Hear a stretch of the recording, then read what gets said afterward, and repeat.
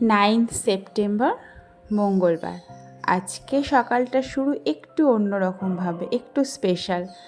আজকে আমার একজন বন্ধু এসছে, খুবই কাছের একজন বন্ধু, যার সাথে আমি কলেজে 4টে বছর কাটিয়েছি। আমার রুমমেট ছিল, 4 বছরের roommate, first year to fourth year.